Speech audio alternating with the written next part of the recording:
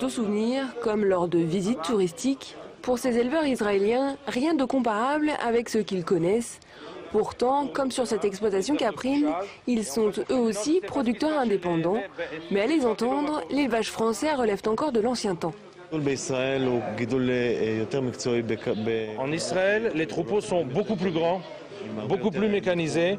La distribution de la nourriture se fait par des mélangeuses et donc ce qui frappe justement c'est la mécanisation. Même sur les salles de traite, les salles sont beaucoup plus, je dirais pas modernes, mais beaucoup plus, avec beaucoup plus de données.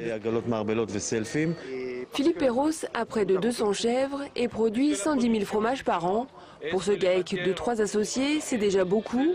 Mais pour les Israéliens, c'est peu. Là-bas, les exploitations comptent en moyenne 700 bêtes. Et la logique économique est bien différente. C'est très sympathique le côté artisanal de la production laitière en France, mais nous on est toujours à la pointe du côté économique, c'est-à-dire qu'on recherche à avoir plus de rentabilité à la fin, et donc on pense qu'il y a aussi un avantage à avoir des plus grandes exploitations. Ce qui nous intéresse, c'est de gagner notre vie bien. Mais sans plus, on ne cherche pas à faire des bénéfices extraordinaires. C'est encore artisanal et familial. Effectivement, mais on en vit bien.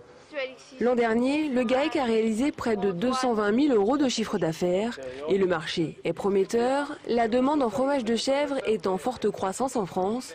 Un marché quasi inexistant en Israël. Ce qui est rigolo, c'est que le lait a l'air d'être presque une production secondaire chez eux, en chèvre.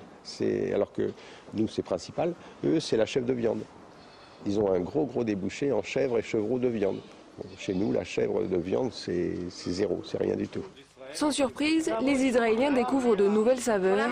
La plupart a une préférence pour le fromage frais, moins fort en goût.